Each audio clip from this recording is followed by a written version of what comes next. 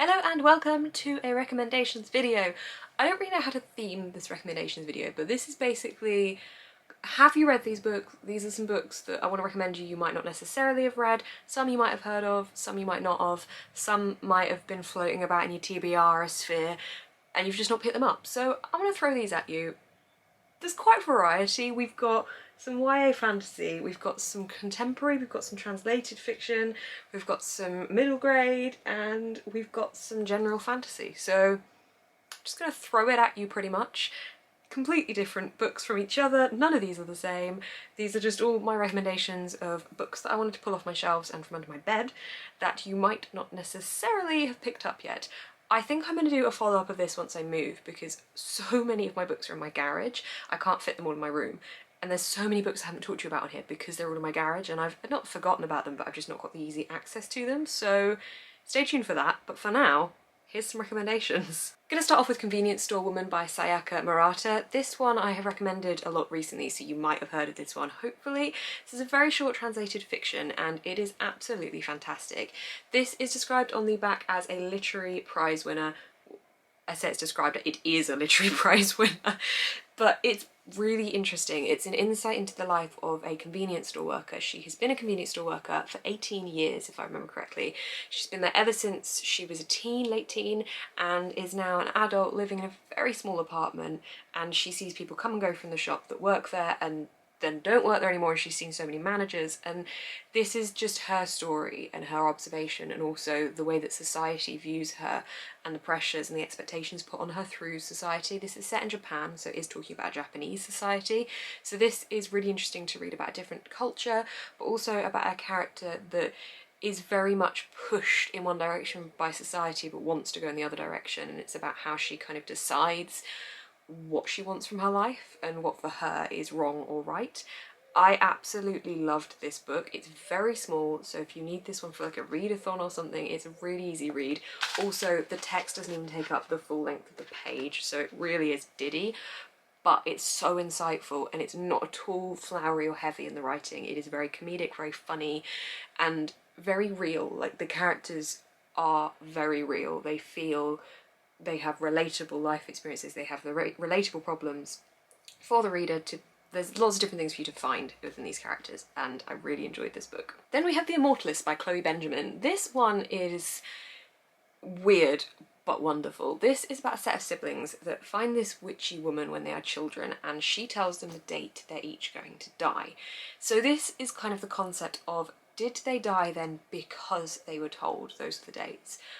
Or is there some kind of magic and that's always when they were going to die? And it's about how they each live their life. So we follow each sibling up until the point that the date comes to pass, and we see whether or not they were actually going to die on that date or not, but we follow them each individually and how they interact with each other and how they've chosen to live their lives depending on what they've been told by this fortune-telling witch woman.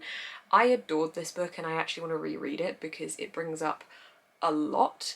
There is a lot that all four siblings are totally different from each other, and I think their lives are very much dictated by this date they've been given. For example, the ones that have been given an earlier date are living their lives a lot more passionately and freely, whereas the ones that have been given a longer date are being a lot more casual and slow about what they do.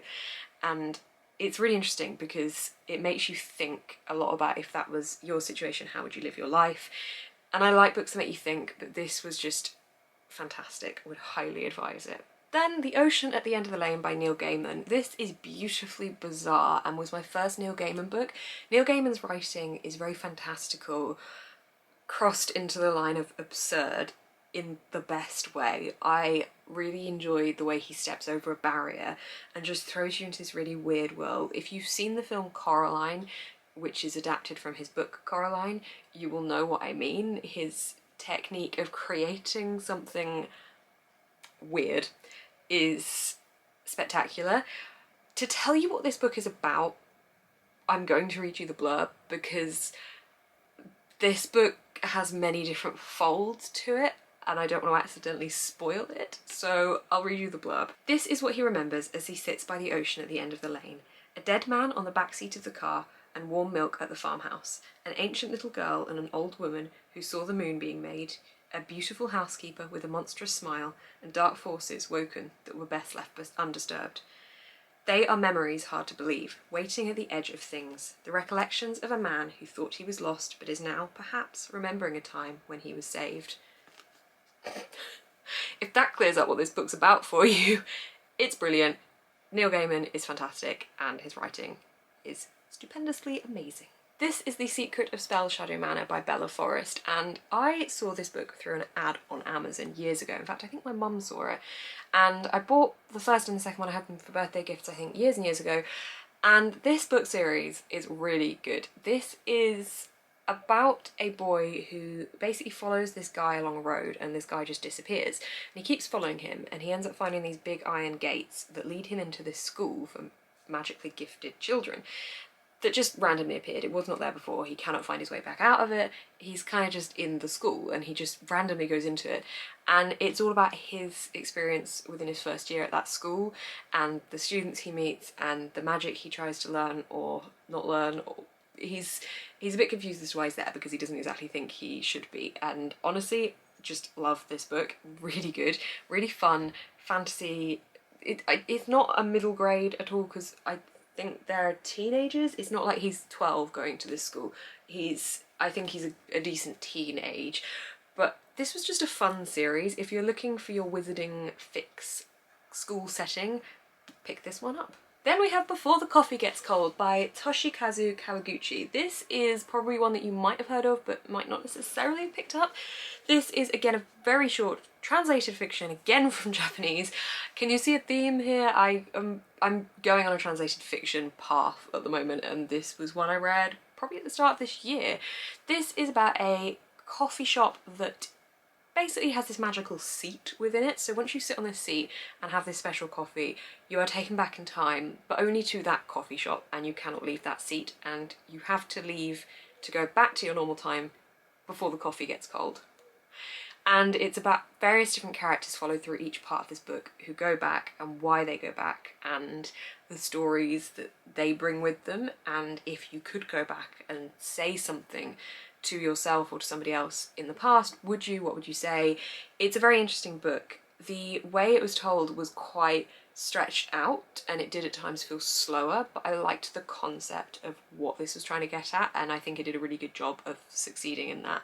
So would definitely recommend this if you're looking for, again, another thought-provoking book with beautiful writing and a very interesting and unique storyline. Then we have The Prince of Mist by Carlos Ruiz Zafón. You've probably heard me talking about this author before because he is the author of my favourite book, The Shadow of the Wind, which is amazing. This is one of his books for younger readers, and this is creepy. It is kind of a horror, it's eerie, it's full of suspense. It's about a family who, within the war, I think it's the Second World War, yeah, the Second World War, they move from a city to a coastal line, and it's about the house they live in that is apparently haunted or taken over by the fact that this little boy went missing when another family used to live there. So there's a boy that's there in this book who is not missing, and he ends up seeing this mysterious shadow figure that is called the Prince of Mist, and it's about him trying to discover what the hell is going on. This was suitably creepy and a fun read, and it was about family and the bonds between family and moving to a completely new area in a very scary time, but also being met with equally scary things, just not the things you quite expected to come out of World War II by the coastline. It's a very interesting read. I really enjoyed this, and Carlos Ruiz Zafón is just superb. He's superb at writing anything. He's just brilliant. Then we have The Book of Secrets by Tom Harper. This is a book that I read because it was a book about books recommendation, I think, if I remember rightly as to why I picked it up. So I was going off on this trend because of The Shadow of the Wind, which is excellent and is a book about books. This one came up as a recommendation and I really enjoyed it, and I keep forgetting how much I liked it. This entwines historical fiction into modern day as well, and kind of dips between the two storylines. But this is about a very old book that has been found and is linked to some stuff that a group of people do not want discovered. And this is basically about a woman who finds this secret out and then goes missing and lets out a call to her ex-boyfriend, who she wants to help her discover what the hell's going on. So he goes on quite the journey trying to discover what's going on, what is this mystery, who are these people that don't want anyone to find out, and what has happened to his ex-girlfriend. This is a mystery thrillery type of book with a historical background. It's very clever, it's kind of Dan Brown-esque. It's really good. Would very, very highly recommend this book if you are looking for something to get your teeth stuck into, to come out. I say learning things, obviously it's fiction, but it makes you feel like your brain's doing some work. I really enjoyed this. Then we have got Empress of All Seasons by Emiko Jean. This is a fantasy YA, beautifully brilliant book in which there are 4 challenges set for the people who are looking to marry the prince. He has basically been put on this pedestal by his dad, and the women that want to marry him have to go through these 4 challenges of all the different seasons. So there's a challenge for summer, for autumn, for winter and for spring, and each has different risks within it, but this prince is very much the prize. When I say he's on a pedestal, it's a metaphorical pedestal. And our main character is going through these stages because she has been basically bred for this moment to compete and try and kill him, which, you know, may or may not end up being the feeling she wants to go down the route of having. I couldn't tell you. It's really good. It still stays very much vivid in my mind, which I like a lot when you have a book like that. I like the characters, I like the development within this and the descriptions, but the seasons themselves, like the arena for the seasons, it's kind of, I would compare to the sense when you get the feeling when you're reading the Hunger Games and you're ready for them to go into the arena. It's that kind of feeling of being very much excited for them to go in and have this battle happen. So it's very exciting, very action-packed, and also just brilliant. So that's my last book recommendation. So there was a really higgledy-piggledy mix of book recommendations, but that's why this was a higgledy-piggledy recommendations video. Maybe that's what I'll call it. Probably not. Thank you guys so much for watching. Let me know if you've read any of these or if you've got any recommendations based off of these as well. I've just noticed how shiny I am today. It's because it's very, very warm outside, but we're just gonna go with it. It's cool. You wanted to be able to see yourself reflected off of my own skin, right? Except you're a camera, but still. Thank you for watching, guys. If you like this video, please give it a thumbs up, comment down below as I said, and you can subscribe to see more of my face on your feed. Keep smiling and stay positive.